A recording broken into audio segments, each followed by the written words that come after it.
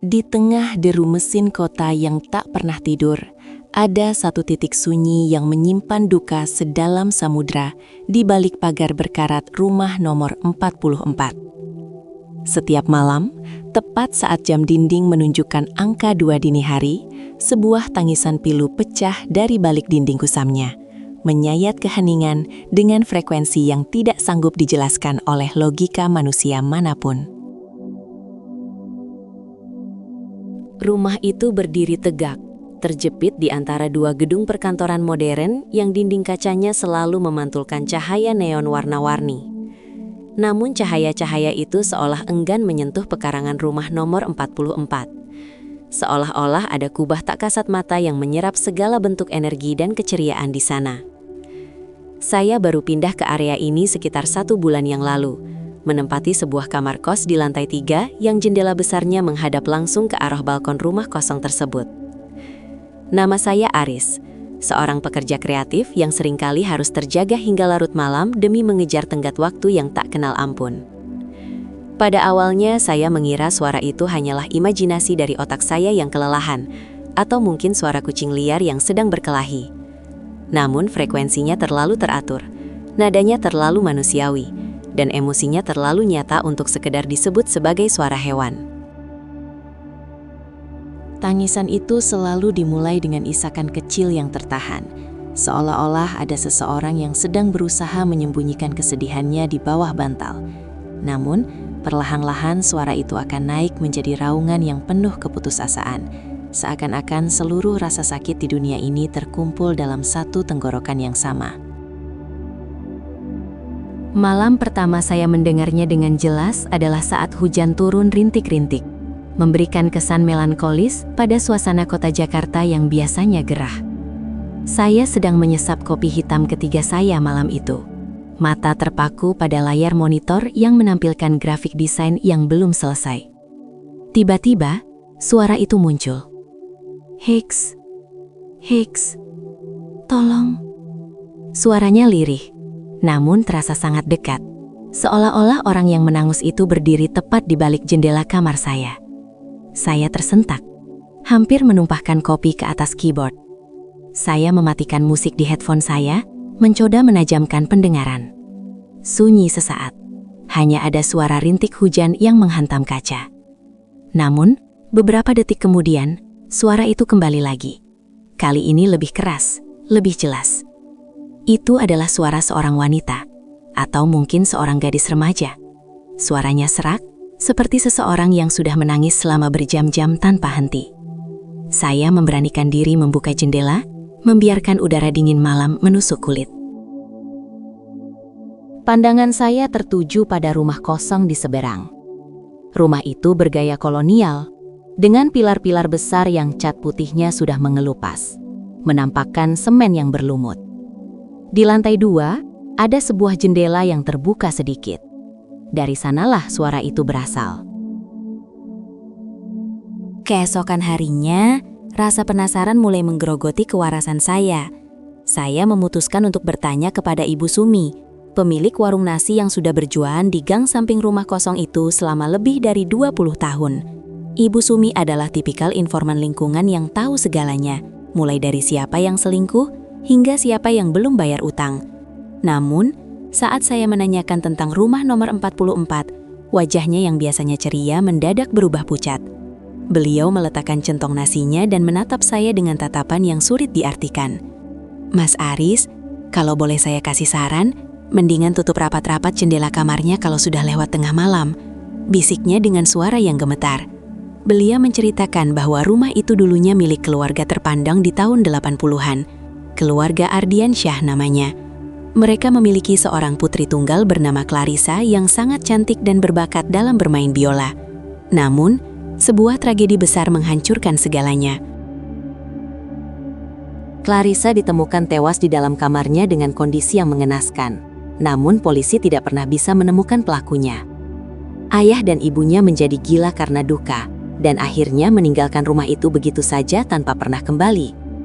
Sejak saat itu, rumah tersebut dianggap terkutuk. Tak ada yang berani membeli atau merobohkannya, Karena setiap kali ada pekerja bangunan yang datang, mereka selalu mengalami kecelakaan kerja yang aneh. Cerita Ibu Sumi bukannya membuat saya takut, malah membuat saya semakin terobsesi untuk memecahkan teka-teki ini. Sebagai orang yang besar dengan pola pikir skeptis, saya merasa pasti ada penjelasan logis di balik semua ini. Mungkin ada gelandangan yang tinggal di sana, atau mungkin ada sistem pipa tua yang menciptakan resonansi suara mirip tangisan saat terkena angin. Saya memutuskan untuk melakukan investigasi sendiri. Malam itu, saya menyiapkan senter berkekuatan tinggi, kamera DSLR, dan sebuah alat perekam suara profesional. Saya menunggu hingga jam menunjukkan pukul 1 dini hari. Suasana jalanan di depan rumah itu sudah sangat sepi. Hanya sesekali motor ojek online lewat dengan kecepatan tinggi. Saya memanjat pagar besi yang ujungnya tajam dan berkarat, merasakan sensasi dingin logam yang menusuk telapak tangan saya. Bau tanah basah dan tanaman merambat yang membusuk menyambut penciuman saya saat kaki saya mendarat di atas rumput liar yang tingginya sudah mencapai pinggang. Pekarangan rumah itu terasa seperti dimensi yang berbeda. Suara bising kendaraan dari jalan raya besar yang hanya berjarak beberapa ratus meter seolah-olah teredam sepenuhnya. Saya melangkah menuju pintu utama, mencoba memutar gagang pintunya yang terbuat dari kuningan. Terkunci rapat. Saya kemudian mengitari rumah, mencari celah masuk yang lain. Di bagian belakang, saya menemukan sebuah jendela dapur yang kacanya sudah pecah. Dengan hati-hati, saya merangkak masuk, memastikan agar pakaian saya tidak tersangkut pecahan kaca. Begitu berada di dalam, udara terasa sangat berat dan dingin, jauh lebih dingin daripada udara di luar. Debu tebal menyelimuti setiap permukaan furnitur yang ditinggalkan. Ada meja makan kayu besar yang masih tertutup taplak putih yang kini sudah berubah warna menjadi coklat kusam. Di atasnya, terdapat beberapa piring porselen yang retak, seolah-olah penghuninya pergi dengan terburu-buru di tengah waktu makan malam. Senter saya menyapu ke arah ruang tengah. Ada sebuah tangga besar dengan pegangan kayu yang diukir dengan sangat detail. Saya menaiki anak tangga satu persatu. Setiap langkah saya menghasilkan bunyi derit yang memekakan telinga di dalam kesunyian rumah itu. Jantung saya berdegup kencang, memompa adrenalin ke seluruh tubuh. Saya sampai di lantai 2. Lorongnya panjang dan gelap, dengan beberapa pintu kamar yang tertutup rapat. Saya berjalan menuju kamar yang posisinya menghadap ke arah kos saya. Kamar yang saya yakini sebagai sumber suara tangisan itu. Saat tangan saya menyentuh gagang pintu kamar tersebut, suara tangisan itu tiba-tiba berhenti. Keheningan yang mengikuti terasa jauh lebih menakutkan daripada suara tangisan itu sendiri. Saya menarik napas dalam-dalam, lalu mendorong pintu itu hingga terbuka. Kamar itu luas, dengan langit-langit yang tinggi. Di sudut ruangan, terdapat sebuah ranjang besi tua dengan kelambu yang sudah robek-robek. Di tengah ruangan, sebuah kursi goyang masih bergerak pelan, seolah-olah seseorang baru saja bangkit dari sana. Senter saya menangkap bayangan sebuah biola yang tergeletak di lantai. Senarnya putus dan kayunya sudah mulai lapuk. Namun, yang paling menarik perhatian saya adalah sebuah lemari pakaian besar dari kayu jati yang berdiri di pojok ruangan. Pintu lemari itu sedikit terbuka. Saya mendekat, rasa ingin tahu mengalahkan rasa takut yang mulai merayap di punggung saya. Di dalam lemari itu, saya tidak menemukan pakaian, melainkan tumpukan kertas koran lama dan sebuah buku harian kecil bersampul kulit merah. Saya mengambil buku itu, debunya membuat saya bersin. Saat saya membuka halaman pertamanya, saya melihat tulisan tangan yang rapi namun tampak terburu-buru. Dia selalu mengawasiku dari balik dinding. Ayah tidak percaya. Ibu bilang itu hanya imajinasiku. Tapi aku tahu, dia ada di sana, menunggu saat aku sendirian. Tiba-tiba, suhu di dalam kamar itu turun drastis. Saya bisa melihat napas saya sendiri menguap di udara. Alat perekam suara yang saya bawa mulai menunjukkan aktivitas yang aneh. Jarum indikatornya melonjak-lonjak hingga ke zona merah, meskipun tidak ada suara yang terdengar oleh telinga saya. Lalu perlahan-lahan, suara tangisan itu terdengar lagi. Namun kali ini, suaranya bukan berasal dari dalam kamar ini, melainkan dari dalam dinding di belakang lemari jati tersebut. Saya mencoba mendorong lemari itu, namun beratnya luar biasa. Dengan sisa tenaga yang saya miliki, saya terus mendorong hingga akhirnya lemari itu bergeser beberapa sentimeter, menyingkap sebuah pintu kecil yang tersembunyi di balik wallpaper yang sudah mengelupas. Pintu itu menuju ke sebuah ruangan rahasia yang sangat sempit, mungkin hanya seukuran lemari pakaian. Di dalam ruangan kecil itu, saya menemukan sesuatu yang membuat darah saya membeku. Ada sebuah kasur tipis di lantai, beberapa botol air mineral yang sudah sangat tua, dan tumpukan rantai besi yang terikat pada sebuah pasak di dinding. Di atas kasur itu, tergeletak sebuah kerangka kecil yang masih mengenakan sisa-sisa gaun berwarna putih. Di samping kerangka itu, terdapat sebuah foto keluarga yang sudah pudar. Di dalam foto itu, Clarissa tersenyum bahagia bersama kedua orang tuanya. Namun di latar belakang, di salah satu jendela rumah, terlihat bayangan sesosok pria dengan wajah yang tidak jelas. Seolah-olah wajahnya sengaja dihapus dari foto tersebut. Saya menyadari sesuatu yang mengerikan. Clarissa tidak dibunuh oleh orang asing. Dia disembunyikan di sini. Dia dikurung oleh orang tuanya sendiri di dalam ruangan sempit ini, hingga dia menghembuskan napas terakhirnya dalam kesunyian dan kelaparan. Tangisan yang saya dengar setiap malam bukanlah sekedar hantu yang mencari perhatian, melainkan sebuah rekaman energi dari penderitaan luar biasa yang dialami seorang gadis yang dilupakan oleh dunia. Saat saya sedang terpaku menatap kerangka itu, tiba-tiba pintu ruangan rahasia itu tertutup dengan keras. Brak! Saya terjebak di dalam kegelapan total. Senter saya tiba-tiba mati, seolah-olah baterainya dikuras secara paksa. Dalam kegelapan itu, saya mendengar suara bisikan yang sangat jelas di telinga kanan saya. Terima kasih sudah datang. Sekarang temani aku menangis. Suara itu dingin, sangat dingin hingga rasanya seperti es yang menyentuh gendang telinga saya. Saya mulai panik, memukul-mukul pintu kayu itu dengan membabi buta. Saya berteriak minta tolong, namun saya tahu tidak ada yang akan mendengar saya dari dalam rumah yang terisolasi ini.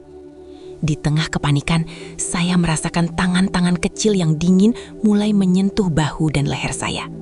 Sentuhannya terasa seperti kulit yang sudah mati, licin dan lembab.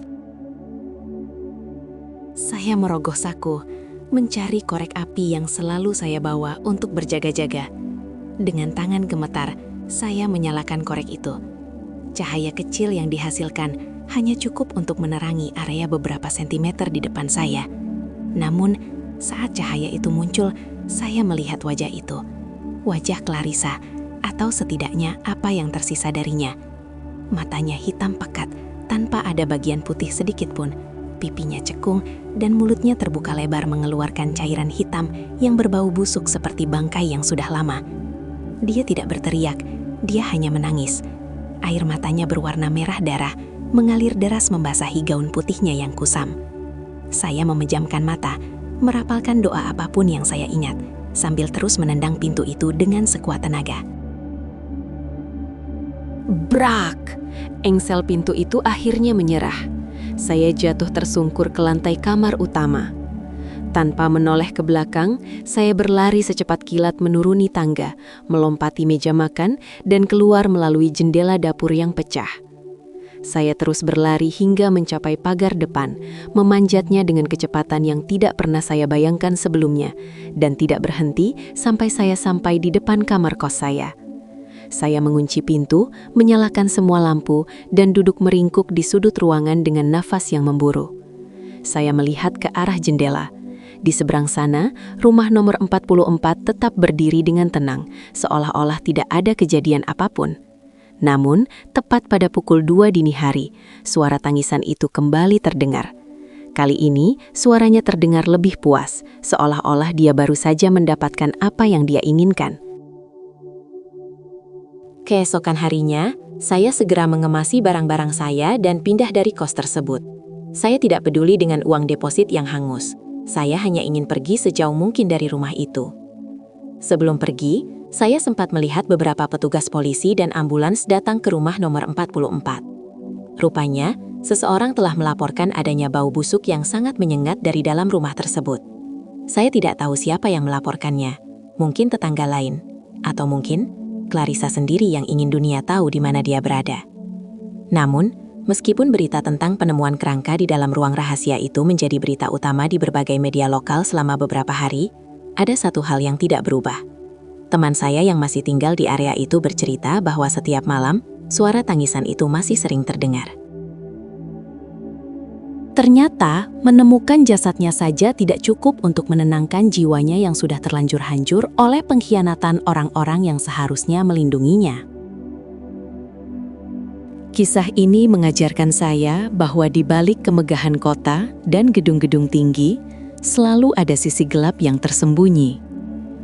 Luka-luka masa lalu yang tidak pernah sembuh akan terus menghantui, mencari telinga yang mau mendengar dan hati yang mau peduli. Rumah kosong itu kini telah diruntuhkan untuk dibangun apartemen baru. Namun para pekerja bangunan seringkali melaporkan bahwa mereka masih mendengar suara biola yang dimainkan dengan nada yang sangat menyedihkan di tengah malam, tepat di lokasi di mana kamar Clarissa dulu berada. Beberapa dari mereka bahkan memilih untuk berhenti bekerja karena tidak kuat menahan rasa sedih yang tiba-tiba muncul setiap kali mereka berada di area tersebut. Saya sering bertanya-tanya, berapa banyak lagi rumah seperti itu di kota ini? Rumah yang tampak biasa saja dari luar, namun menyimpan rahasia mengerikan di balik dinding-dindingnya. Rahasia yang terkunci rapat bersama debu dan kesunyian, menunggu seseorang yang cukup berani atau cukup bodoh untuk membukanya. Hingga saat ini, setiap kali saya mendengar suara tangisan wanita di kejauhan, bulu kuduk saya selalu berdiri. Saya selalu teringat akan mata hitam pekat itu dan bisikan dingin yang meminta saya untuk menemani dia menangis. Sebuah kenangan yang akan terus saya bawa seumur hidup, sebagai pengingat bahwa terkadang kenyataan jauh lebih mengerikan daripada cerita hantu manapun yang pernah kita dengar. Penderitaan Clarissa adalah bukti bahwa manusia bisa menjadi monster yang lebih menakutkan daripada iblis itu sendiri. Mengurung darah daging sendiri dalam kegelapan hingga ajal menjemput adalah bentuk kekejaman yang tak termaafkan. Mungkin itulah sebabnya jiwanya tidak bisa tenang. Dia tidak hanya mencari keadilan, dia mencari pengakuan atas rasa sakitnya. Dan selama rasa sakit itu belum benar-benar dipahami oleh dunia, tangisannya akan terus bergema, menyusup ke dalam mimpi buruk siapa saja yang berani tinggal terlalu dekat dengan sisa-sisa peninggalannya. Sekarang, setiap kali saya melewati area Cikini atau melihat rumah tua bergaya kolonial yang terbengkalai, saya selalu mempercepat langkah saya. Saya tidak ingin lagi berurusan dengan masa lalu yang kelam. Saya lebih memilih untuk hidup dalam kebisingan kota yang melelahkan daripada harus terjebak dalam kesunyian yang menyimpan tangisan abadi. Karena di kota ini, di balik setiap tawa dan gemerlap lampu, selalu ada kemungkinan bahwa di sebelah Anda, di balik dinding yang tampak kokoh, ada seseorang yang sedang menangis tanpa pernah ada yang mendengar. Kisah rumah nomor 44 mungkin sudah berakhir bagi saya. Tapi bagi Clarissa, itu adalah keabadian yang menyakitkan. Sebuah siklus duka yang terus berulang setiap jam 2 dini hari. Mengingatkan kita semua bahwa ada luka yang tidak bisa disembuhkan oleh waktu. Dan ada suara yang tidak bisa diredam oleh kematian. Jika suatu saat Anda melewati sebuah rumah kosong di tengah kota dan mendengar isakan lirih dari dalamnya, saran saya hanya satu. Jangan berhenti, jangan menoleh, dan yang paling penting, jangan pernah mencoba untuk mencari tahu dari mana suara itu berasal. Karena terkadang, beberapa pintu lebih baik tetap tertutup selamanya. Setiap kali saya mencoba menuliskan kembali pengalaman ini, tangan saya selalu bergetar. Bayangan kerangka kecil itu dan suasana mencekam di dalam ruangan rahasia itu tidak pernah benar-benar hilang dari ingatan saya. Saya bahkan harus menjalani terapi selama beberapa bulan untuk menghilangkan trauma suara tangisan yang seolah-olah terus mengikuti saya kemanapun saya pergi. Dokter bilang itu hanya post-traumatic stress disorder, tapi saya tahu lebih baik. Saya tahu bahwa ada bagian dari energi Clarissa yang menempel pada saya malam itu. Terkadang, saat suasana benar-benar sepi di apartemen baru saya yang modern dan terang benderang, saya masih bisa merasakan hembusan angin dingin di tengkuk saya. Dan sayup-sayup, suara isakan itu kembali terdengar, meskipun sangat jauh. Dunia ini penuh dengan teka-teki yang tidak seharusnya dipecahkan. Kita hidup berdampingan dengan entitas yang tidak kita pahami, di ruang-ruang yang kita anggap kosong, padahal penuh dengan memori. Rumah kosong di tengah kota itu hanyalah salah satu dari sekian banyak portal menuju penderitaan masa lalu. Dan selama manusia masih memiliki rahasia gelap, rumah-rumah seperti itu akan terus ada.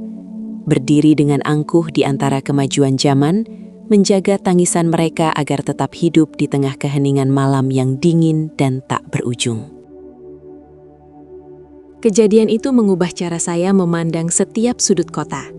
Saya tidak lagi melihat bangunan tua sebagai objek estetika atau peninggalan sejarah yang menarik.